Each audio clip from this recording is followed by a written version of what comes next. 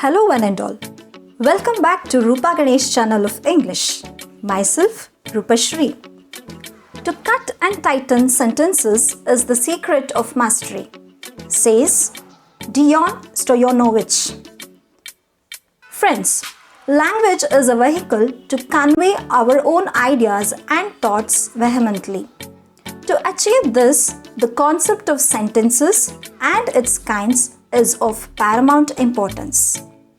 So, in this video, light will be thrown on sentences and its kinds. That too, it is based on purpose. So, welcome you all once again for this session. As a brainstorming session, here's a simple task for y'all. Are you all ready for that? Yes. Rearrange the jumbled words into meaningful sentences. So, you can see the words here are jumbled. You have to rearrange them. Are you all doing that? Yes. So, if you observe all the words, it is jumbled.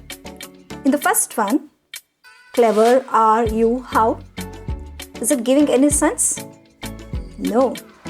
If you rearrange that, what did you get? How clever you are. Right. The second one, where do you come from? Third, Nile is the longest river in the world. Fourth, please get me a cup of water. I hope you all are right. Yes, if you observe the given sentences, is the word order same in all the sentences? And what about the punctuation marks? Is it same for all the sentences? No. And are all these the same kind of sentences? Of course not. Then, what is a sentence? What are the kinds of sentences? To know all these, come, let's proceed. So what is a sentence? A group of words that expresses a complete thought or meaning is known as a sentence. In grammar, a sentence is the basic grammatical unit which gives full meaning and sense. For instance, if I say a group of words, let's take the example of group of words. Against, Australia, match, cricket, one, India. So this is a group of words. Is it giving any sense? No. Or if I just say match, cricket, against, no, it's not giving full meaning, complete sense. So words must be in the proper order which gives complete thought, right? So then only we call it a sentence. A sentence may be either positive or negative. So as I took the first example, India won the cricket match against Australia. So here the words are arranged in the proper order. Now that is giving a complete sense, right? So this is an affirmative sentence. If you go for the second example, don't go there. So here, if you observe, there is a negative word. Which is that?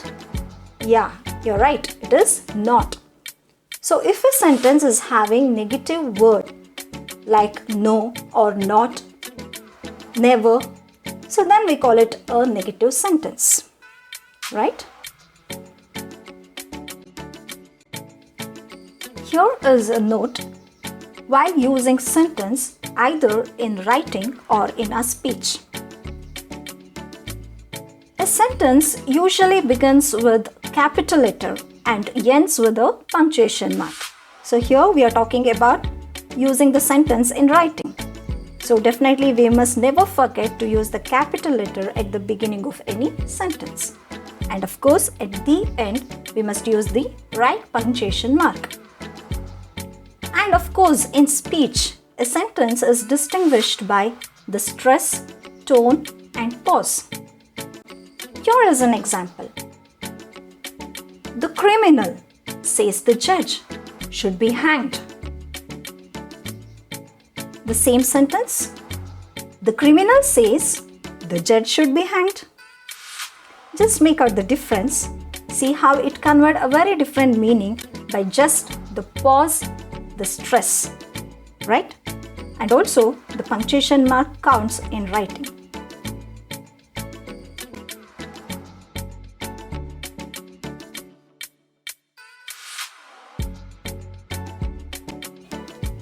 Kinds of sentences. As I said earlier, based on the function or purpose, sentences are classified into 4 types.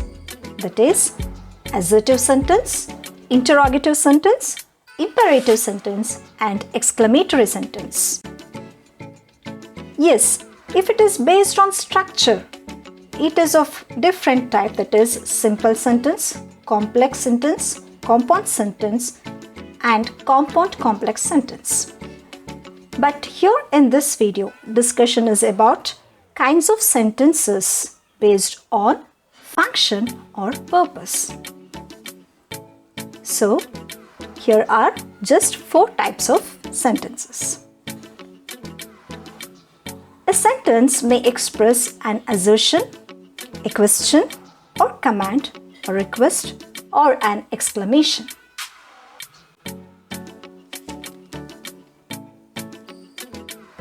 Shall we go in detail? Let's go in detail. So, the first type of sentence is assertive sentence or declarative sentence. A sentence that makes a statement is called an assertive sentence. So, here are 2 examples. Salma eats a mango. Salma eats a mango. Here it's a simple statement. I'm a teacher. So here it's an assertion. I'm a teacher. An assertive sentence may be affirmative, that is positive, or it may be a negative sentence also. Let's go with example. Here, Siri likes tea. It is a positive sentence. If I say Siri doesn't like tea, then it is a negative sentence. Because in this sentence, we have come across the negative word, that is not. So the words like no, not, never, these make the sentence as negative. Through these examples, we can come into the conclusion that assertive sentence may be either affirmative, that is positive, or negative. We also need to note the word order. So what's the word order here of the assertive sentence? Yes, in the note, if you observe, it is subject plus verb plus object. If you take the previous example itself, Siri, so that will be the subject. Can you identify the verb over there? Yes, you're right. It is likes. So what is the object? Of course, it is tea. Like this, in an assertive sentence or declarative sentence, the word order will be subject plus verb plus object.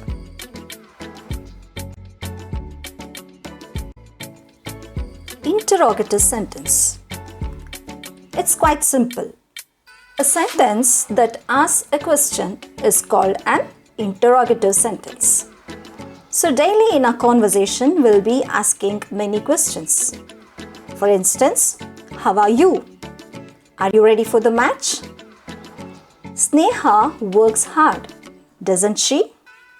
Here, if you observe the first example, how are you? What is that? What kind of question is that? Yes, it's nothing but WH question. Are you ready for the match?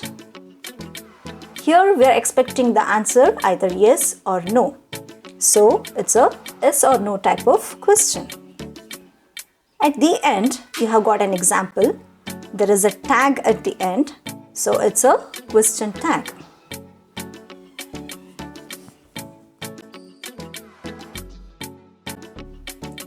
As we discussed earlier, there are three types of questions.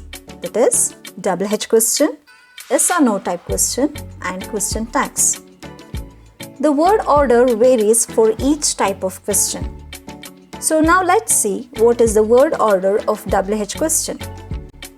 In double H question, the word order will be, first we'll be having double H word. Then comes the auxiliary verb. And then it will be the subject, then the verb and object and so on. For instance, what are you doing? So listen to the example, what are you doing? Here, what is the double H word? And the auxiliary verb is, yes, you're right, are. What's the subject? You. And the main verb, doing. So this will be the word order in double H question. Whereas, if you come to the word order of yes or no type question, it varies. The auxiliary verb comes at the beginning. So in the previous slide you have observed. Are you ready for the match? Or if we take another example, have you done your homework? So have, it's an auxiliary verb, you becomes the subject, done becomes the main verb, and later on the object. So like this, the word order in double H question, yes or no type question, and even question tags, it varies. In the question tag, we can see the assertive sentence at the beginning, then comes the comma, and then it is auxiliary verb plus pronoun. Along with that, if the sentence is positive, you will be adding the negative question tag. Okay, through this, we also need to note that an interrogative sentence ends with question mark. Many of us make the mistake like this. We'll write a question, but we'll forget to put the question mark. So please don't forget to put the question mark at the end of any types of questions.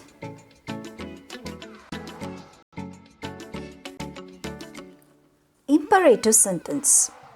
A sentence that expresses a command, order, desire, an appeal, or anything like this will be called an imperative sentence. For instance, stand up, sit down, don't go there, please help me, etc. So at the beginning we can see the commands like stand up, sit down, don't go there, it's a command. And then it's a request or appeal, please help me. So what's the word order in this? As we discussed earlier, even a single verb may contribute into a complete sentence. If I just say come, it's understood you come. Come here, you come here. Right? So mainly it will be having a base verb, that is V1. Along with that, we may have either pronoun or preposition or any other object.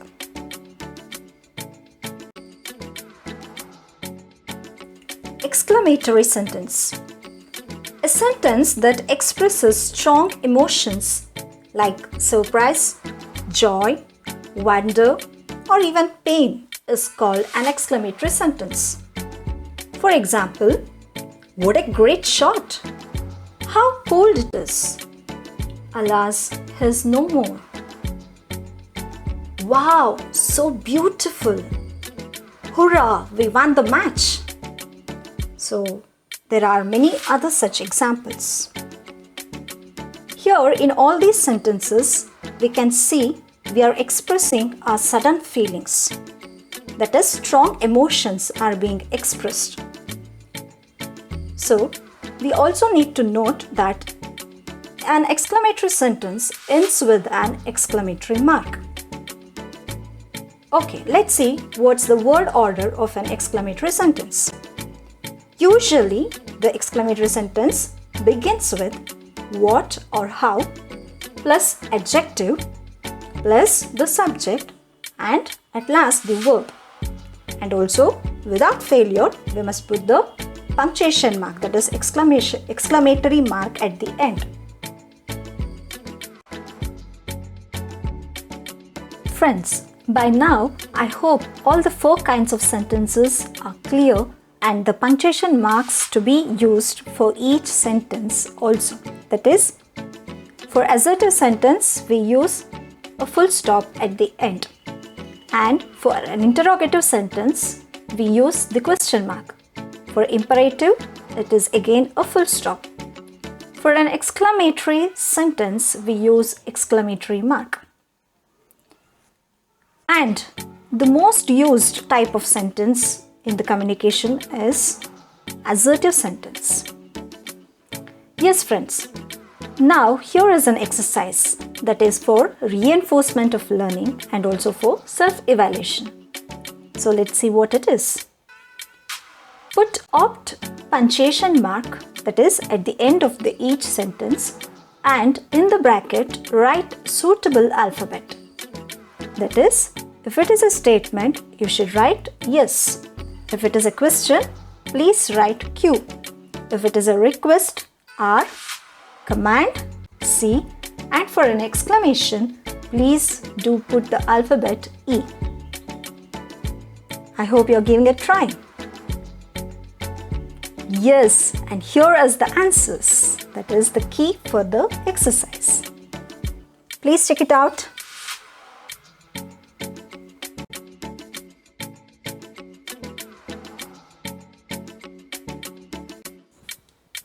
So, till now you have come across 4 kinds of sentences.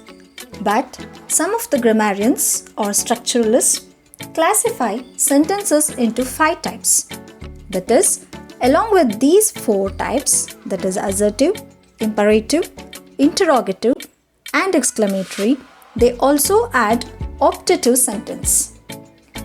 Optative sentence is used to wish someone for example, wish you all the best, happy journey, may God bless you.